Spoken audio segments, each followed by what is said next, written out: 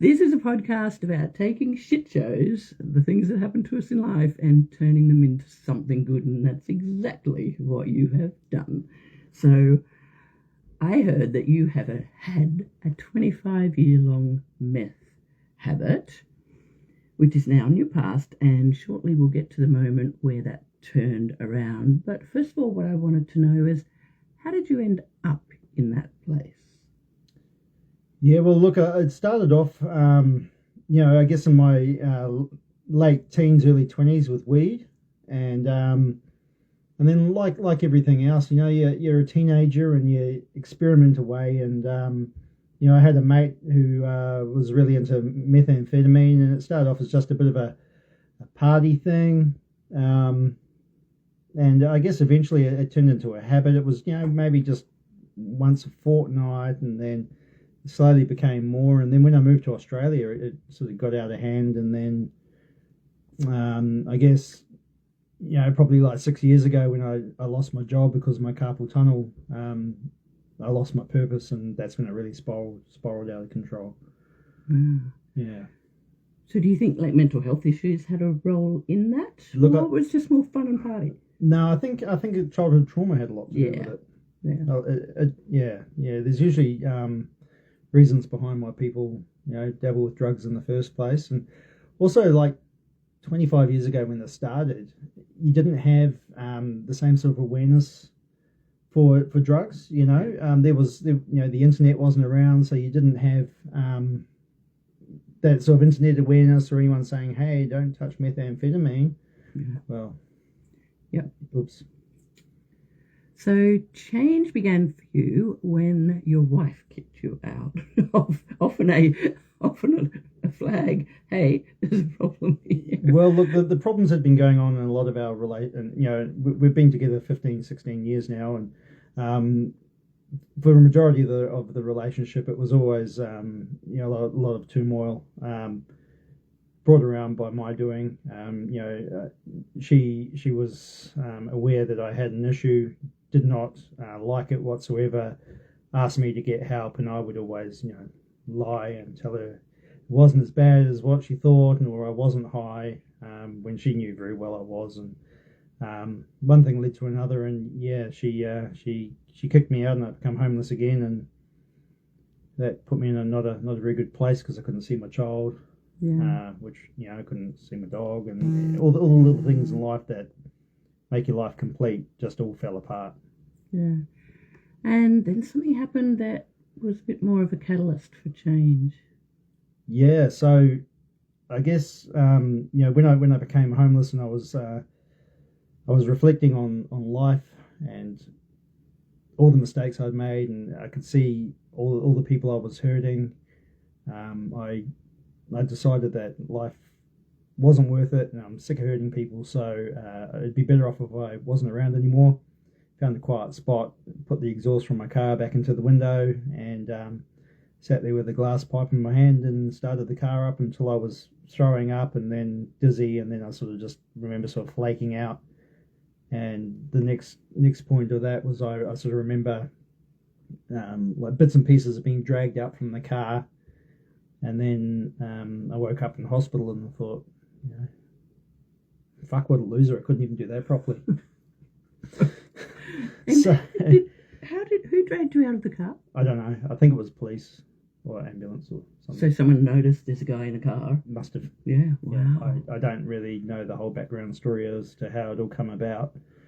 But yeah, pretty good timing. Yeah, amazing. Probably another half an hour and I wouldn't have been here. I'm very glad you were unsuccessful. Yeah, glad you were bad at that. Yeah. Some things it's worth being bad. I guess so. Yeah, I'll never do that again. No, not a good feeling at all. Like just it's not a pleasant way to go. No. So yeah, when I came to, and I thought, that didn't work. Suppose I'm stuck here now. Might as well give rehab a go. Yeah, and I heard you say that rehab was great, and that had you known how good it would be, you would have done it 20 years ago? Yeah. Tell us what was great about it. That's an unusual thing. I've never heard anybody say that before. Well, I had a big misconception of rehab. I thought I was going to be locked up, no phone, no freedom. It was going to be shit house. And when I can't speak for all rehabs, but I went to Moonya Rehab, and when I went to Moonya Rehab, it was bloody awesome. Like, had I known how good it was, I would have gone 25 years ago. But I went there. There was there was certain expectations, but they weren't over the top.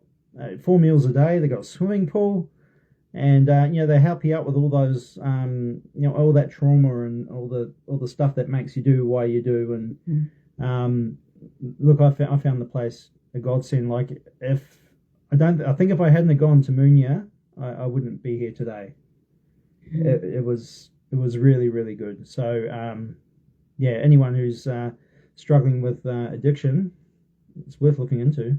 Yeah, it's the best thing I ever did, and the grass is a hell of a lot greener on the other side. Yeah, that's good. Yeah. What do you think your biggest takeaway from rehab was? I think rehab, I found purpose, and I found that people believed in me. Interesting. More than I believed in myself. And, there are other people with similar struggles and similar stories there. And I don't know, it's like a little sense of community. Yeah. And that's really important. Have you stayed in contact with those people? Yeah, there's still quite a few I stay in contact with. Yep. Cool. Yep. Wonderful.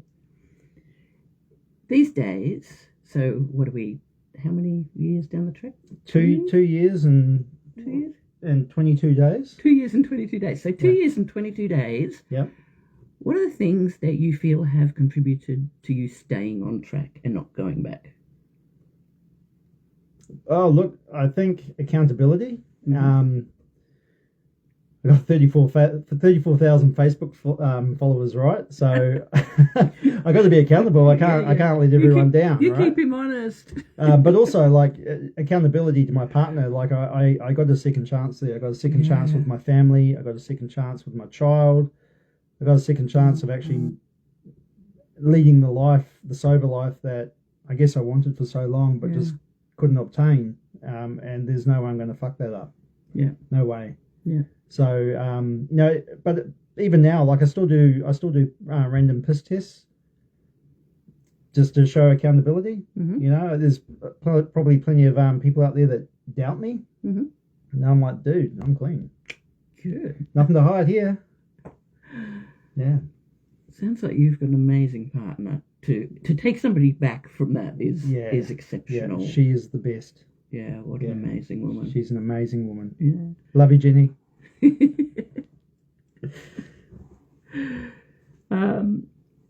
The thing I love about your story, and why I wanted to interview you in particular out of all the amazing people out there who have overcome their shit show, is that you have taken that shit show and made something really beautiful and really important and really world-changing out of that. So that's what I wanted to talk to you about now. Okay. First of all, though, maybe tell us what Nourish Street is, because a lot of my people won't know. Yeah, so Nourish Street is a registered charity. We supply food and camping equipment to people that are sleeping rough. We work around the suburbs of Sandgate, Strathpine, Launton, Petrie, Kalanga, Bray Park, Mango Hill and Redcliffe, and also Brisbane CBD on a Friday night. So we do food 5 nights a week. 2 of those nights are 2 community barbecues, one with Northwest Community Group, and one's a Nourish Street barbecue over at Sutton's Beach. The Wednesday nights, Musgrave Park, and the Thursday nights, Sutton's Beach in Redcliffe. We have about 120 people turn up to those barbecues, which is fantastic. It's open to all the community. And the other 3 nights are like a tent-to-tent service where we actually go out and we check on people.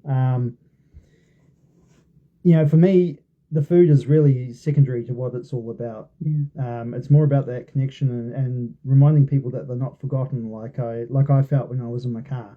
Yeah. So, I had someone to come around and offered me some food and an ear to listen to. Maybe I wouldn't have got to that point. Yeah. Which is the big reason I do what I do now.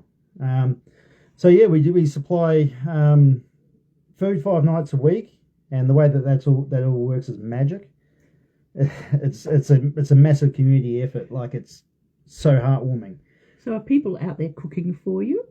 Yeah, so we've got some businesses and some community groups that cook for us. Everything that we supply out there to the people comes from licensed kitchens. Yeah. We generally supply a lot of the businesses with the bulk food. Mm-hmm. The bulk food will get, like mince and stuff like that, will come from Costco. Mm-hmm. Costco take it off the shelf a day before expiry, chuck it in the freezer to us, and then we go and pick it up. And it could be like 200 or 300 kilos of mince. They donate it. Fantastic. So Costco. Yeah, they're the best. Yeah, I just think there needs to be people like BCF and other people providing other work. That would be nice. The tents and things. Yeah, so we would like with the tents and stuff. We buy a lot of the tents and sleeping bags ourselves. We're taking secondhand tents, but we get a whole lot of stuff that's ripped, or the poles are missing, and it's like giving out heartbreak, and it's not worth doing. So we just do new stuff these days when it comes to tents. We do take secondhand sleeping bags though. We also do food hampers, so people can drop off non-perishable food, and that gets turned into hampers, and we take those out all the time with us. Bottled water is another big one that we go through about between 700 and 1,400, 600 ml bottles of water a week. Wow. So if anyone wants to get involved and, hey, how can I help? Drop us down some water, we'd love that. That's great. Yeah. Are you having to buy all that water? We do buy it on the odd occasion, just like we do when we run short on particular products for our hampers. Right. Running a charity is really, really expensive. Yeah. Just on the Chinese plastic takeaway containers that we deliver food out in, it cost us $22,000 last year in plastic containers alone. Whoa. So, yeah. Wow, that is a lot. It's a lot. Okay. Now, as I was telling you earlier, I started a film festival as a community service. A big story behind that. But the thing that happened when I started it was I noticed suddenly miracles happened everywhere I went. Miracles, weird serendipity, strange coincidence, almost on a daily basis. It was wild. And I hear you've had some of that. Can you tell us about some of these beautiful, unusual, special things that happen? I could almost write a book on it. And I think you should. There's been so many. Look, it's lots of different things. Just to name a few, I met a homeless guy in the park.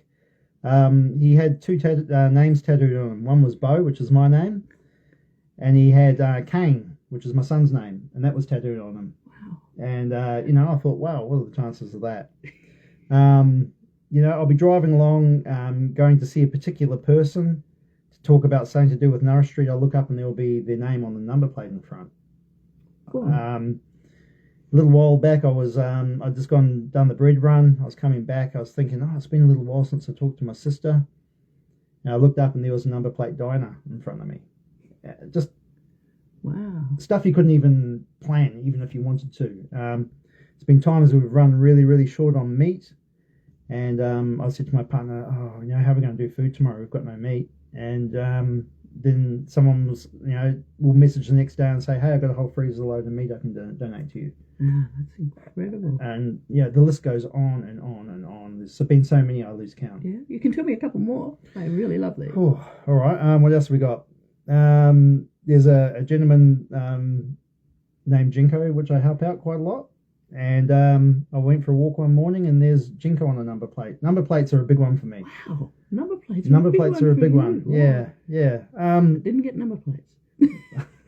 I get a lot. Well, hey, I'm a car person. I don't know. Maybe I'm just looking at people's number plates all the time, but I get a whole lot of stuff like that. That's probably about all I've got off the top of my head. But there's bound to be dozens. Oh, here's one for you. Oh, good. All right. So a couple of weeks ago, I'm with Peter, my right hand man. We're cruising along in the ute. He says to me, "What do you want for lunch?" And I never say this, but I just went, I feel like banh mi. And we look up, and there's a banh mi shop right there. And I said to him, what are the chances, right? Anyway, I thought that was pretty cool. anyway, we go inside the barmy shop, and we're sitting there eating, and this guy comes up to us, and he goes, "Oh, you Beau from Nourish Street?" And I went, "Yeah, yeah." And he goes, "Oh, I've seen your stuff. I want to donate you some money." Less than an hour later, $1,000 turned up in our account. Wow. And then, if that wasn't enough, the guy who had donated the money, Peter said to him, "Oh, this is the guy from such and such shop.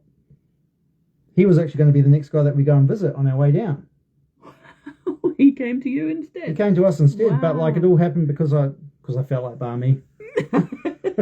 Because you were inspired. Yeah, you know. But this is like some of the weird things that happen, and like I'm not one for the airy fairy or the JC and stuff. Yeah. But sometimes you just think, man, you couldn't even plan this if you tried. We were in our office, and our office had a little window which we could use as a ticket window, and I'd been doing this for years without. I'm ADHD, so I had no system, and I was trying to keep everything in my head. And we were talking as a group, maybe 5 or 6 of us in a group in the office, and I was saying what we need is someone who understands CRMs, who can build us what we need to run a CRM. And like 2 minutes later, someone comes to the window and says, "I'd like to volunteer." And by then I'd learned, ask the volunteer what they want to do, because I'd learned telling people what to do doesn't work. So she said, "Well, I'm a FileMaker specialist," which at the time was the biggest CRM around. And she wasn't just a specialist, she was a developer, one of the few in Australia who walked into an office in Gympie a minute after those words had left my mouth, and all the volunteers are going, "Oh my goodness." But it was, and she came and worked for us for free and built us a system. Yeah, that's awesome. Like, just amazing stuff like that. It's incredible, isn't it? It gives you that sense you're doing what you're meant to do. Yeah, I guess. And like you're clearly doing what you're meant to do. Well, like I said, I'm not one for the airy fairy, but some stuff you just you can't explain. I know, it's incredible, isn't it? So what does daily life look like for you at Nourish Street? It's pretty full on. Yeah. So my phone starts with text messages probably from about 7 in the morning. Yeah. Anything from people who want to donate furniture, people who want to volunteer, through to people that need help.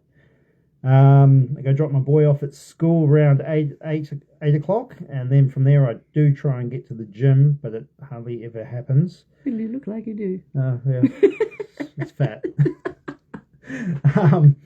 And then we arrive at HQ at 10 o'clock. So we do have the HQ, the headquarters, and the op shop side by side.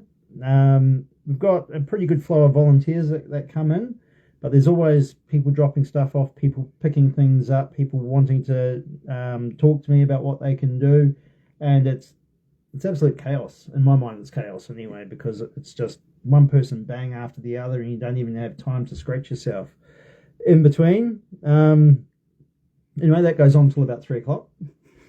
If I can escape from there, I do like to escape from there for my own mental sanity. Yeah. And then come 5 o'clock, most nights we're back to do either the food run or to get ready for the barbecue.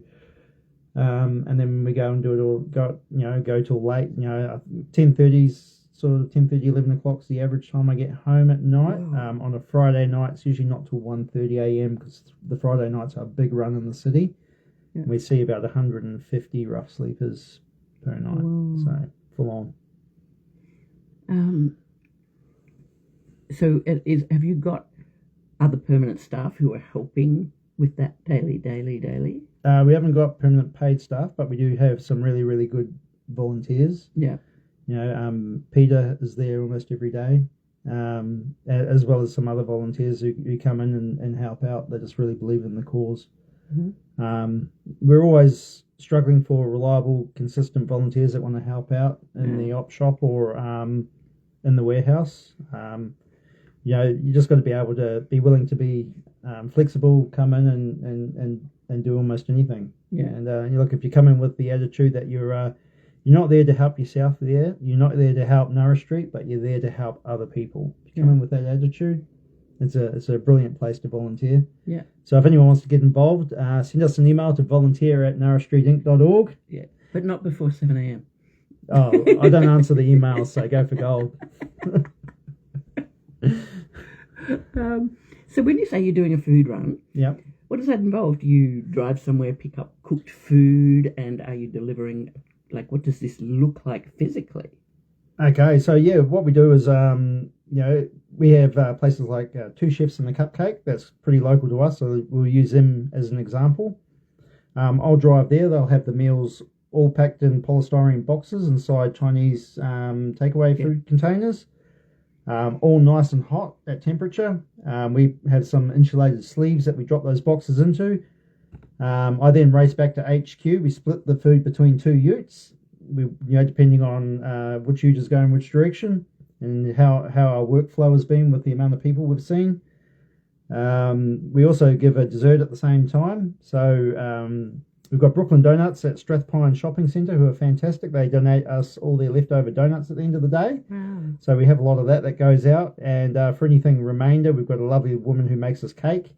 So we cut the cake up, we stick it in containers, put a bit of custard with it, cake and custard for dessert. And then we'll load up with bottled water, tents, bags of non-perishable food. And then we all, one ute has a particular route it goes, and I have my ute, and it's a particular route that we go. Mm-hmm. We know where all the people, well, we know where a lot of the people hide out, and they're used to seeing us now. Yeah. And like I said, it's a tent-to-tent service, and the food is secondary to what we do. It's more about that connection, talking to people, about, what's going on in your life, how you going with your addiction, have you thought about getting some help yet, because we see people at their highs and at their lows. Yeah. So I'm currently working with a rehab called Sunrise Way in Toowoomba. Yeah. It's about a 3-day wait list to get in there, which is fantastic. Yeah. So I've just done my first referral through to them. I haven't been to check out the rehab yet, but look, if it's a rehab that can take someone in 3 days, and it's a roof over their head and food in their belly, it's got to be better than being homeless, right? Absolutely. So working with them at the moment, and now I'm really excited to try and get more people off the street. Since I've been doing this, I've got 9 people to go to rehab and 2 more signed up. Wow. So really cool.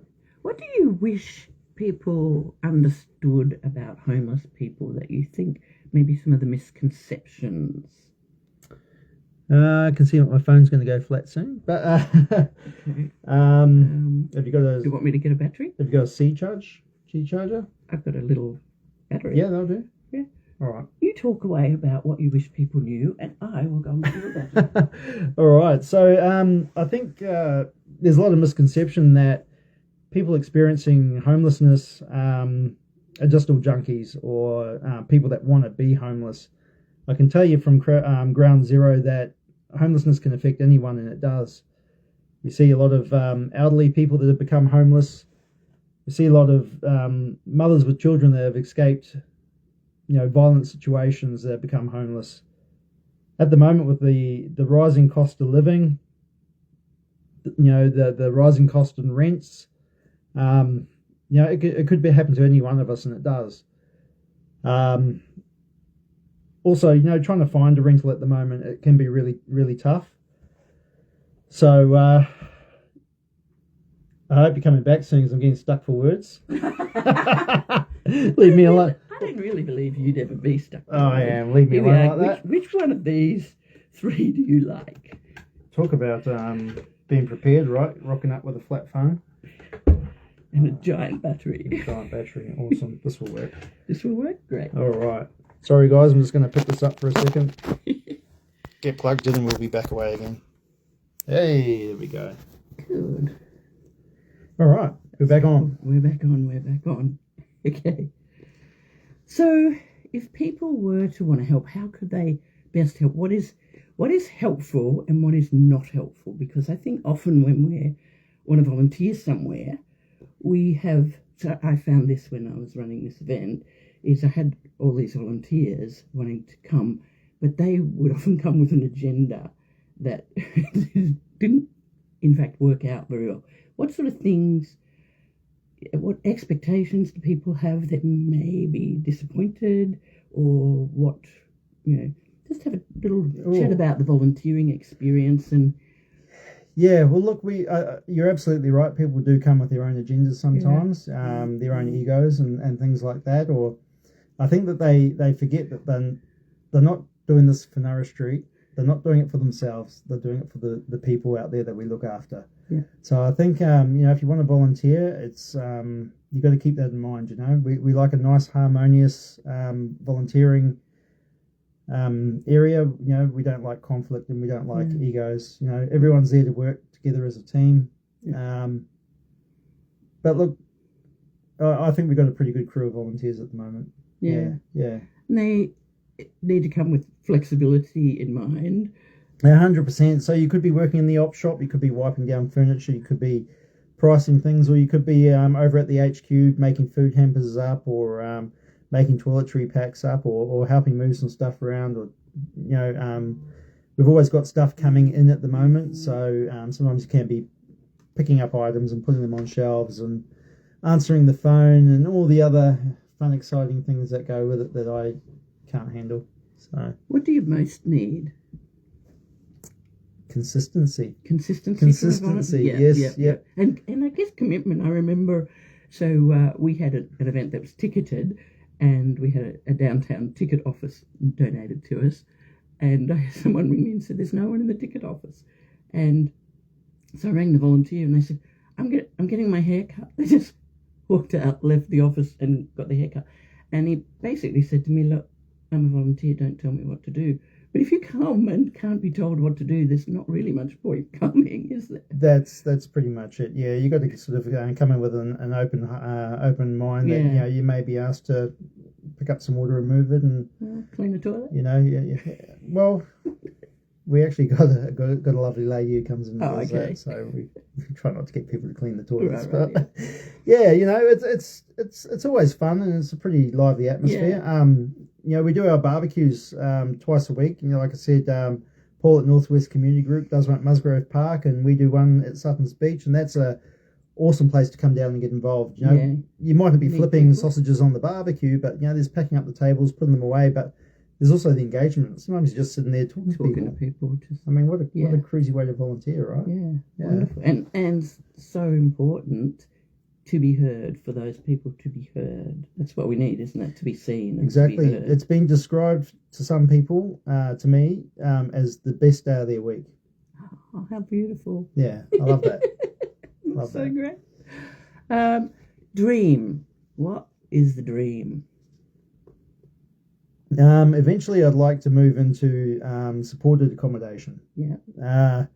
At the moment, I feel like I'm putting a much needed band-aid over a bullet hole. Yeah. I'm really hesitant to expand out of the areas that I'm already doing, just due to the fact that we are getting such a rising and alarming rate of homelessness still in those same areas. Yeah.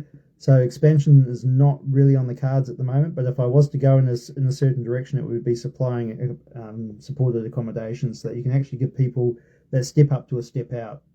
And you're not just throwing keys at them and saying, "Good luck, I hope you do all right in your new apartment." You're actually setting them up for success. Yeah, helping them with employment and some addiction, mental health, physical health, employment. It's all factors that if you haven't got that shit together, and you get thrown keys, the chances are in a year you could be back out asking you for a tent. Yeah. So sometimes, people need, especially if they've been long-term homeless, they need some help to sort of get their lives back together again, to get their shit together.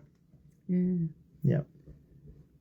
And what's a good question too?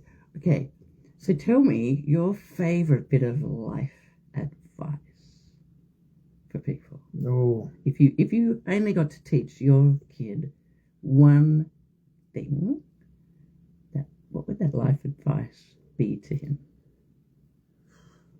It'd probably be, don't touch methamphetamine once, not ever.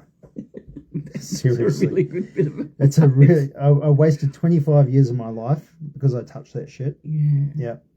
Yeah, that would be it. Don't touch it, not once, not ever. Wow, not once, not ever. Not once, not ever is great, because people don't understand people go, oh, they ended up on heroin. Have you ever had heroin? No, Shit. I haven't actually. Well, I have, and Whoa. yeah, I had a background. Damn. So that one hit, that first hit, that changes everything. Well, you're always trying to chase. You're chasing that hit again. That you'll never get again, and you never get that hit again. Never get it again. But that one hit, and I would never have thought I'm going to end up in any problem by once. Yeah. But you're right, once, not ever. Yeah. Yeah, that's really important. That would be my life advice to my children. Yeah. Wow. Yeah. Best thing your parents taught you. I'm going to change that question to the best things that they never taught me. Oh, okay. Yeah. So, if I grew up in a very, very extremely religious, with a very extremely religious mother, and I was homeschooled for a lot of my life, and really sheltered. And I guess I guess like it's taught me a lot about being sheltered, and I don't know. I'm not quite sure I could sort of wrap that into what my parents taught me, but I guess it's what they didn't teach me. So don't over-shelter your children. Don't over-shelter the children. Don't over-shelter the children. No. Yeah, we don't develop resilience if we are sheltered too much. That's right. And then when we think about childhood trauma, I think back to that, and I think that's probably the root of what started everything. Unfortunately, that was religious based. Yeah. Yeah. Tough. Yep. Okay. Now, do you have a great story about a miracle happening?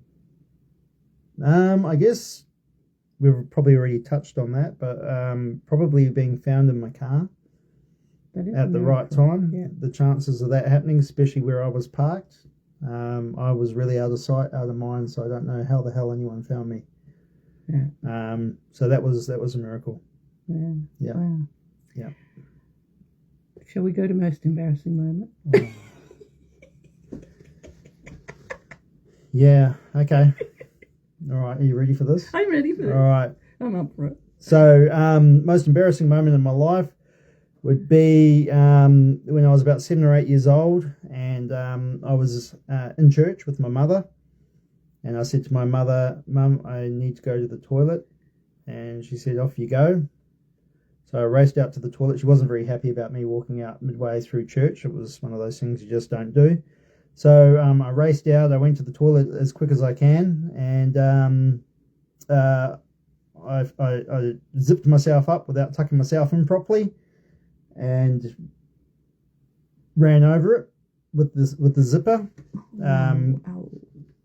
getting the end of it caught in the zipper, and I didn't know who to turn to or what to do, so I had to walk back into that church sermon with my hands in front of me, and go and whisper into my mum's ear what had happened. And Mum was not very happy, and she took me back out to the toilet, back out to the foyer actually. And she said, "Right, let's have a look." And I remember Mum getting down on her knees and looking at it. And then she goes, "Right, I'm going to count to 3." And she just went 1. And there was such a yell that came from me that the whole church service turned around. So that was... No. That's pretty embarrassing. When we talk about trauma, That's pretty, yeah. that's I mean, it burned in my mind. Yeah, and burnt there. Yeah, well, there may or may not be a scar still to this day. We're not bothering. We're not fun now. And I just want to finish off and ask, how did you meet your partner? Oh, well, it was nothing too romantic. Online dating, guys. Online dating? Online dating. Yeah. It did certainly take a few wrong ones before I found the right one. Yeah. And then I did treat the right one the wrong way for a lot of years. But she's one in a million, and I wouldn't change her for the world. At that first date, what did you do for the first date? We went to the coffee club. Yeah. And at that first date, what were you thinking? She's pretty hot. Just being honest, No. I was young. Yeah, no, Yeah. I definitely, I'm the same. First time I saw my husband was just straight lust. I'm like, yeah. Yeah, oh, but the more I got to know her, and the more I've got to know her over, and you know, she's so stubborn and headstrong, Just so you know. but loyal till, you know, till the end of my life. So I wouldn't replace her for anyone ever. Favorite quality of her, like that you like the most about her? I'm trying to get her on this podcast. It probably is her feistiness. Yeah. As much as I hate to admit it, and her stubbornness, you know, it does my head in. Jenny, it does my head in, but I admire that about you. Yeah. Wow. Well, thank you. It's been absolutely delightful to meet you, hang out and have lunch with you. Yeah, thank you for and lunch. Have That's good. a little chat with you. Awesome. Thank you. Thanks for having me on your podcast. And hi there. Oh, and if anyone does want to get involved, you can find our website, nourishstreetinc.org. Yep. Follow us on Facebook, Nourish Street Inc. Yeah, and if you want to volunteer, the email is volunteer@nourishstreetinc.org. Great. Everyone do that. Do it. And also donate large amounts. And also petition BCF and any other camping shop to donate to these guys. Yeah, get onto it, guys. Get onto it. Let's start a petition.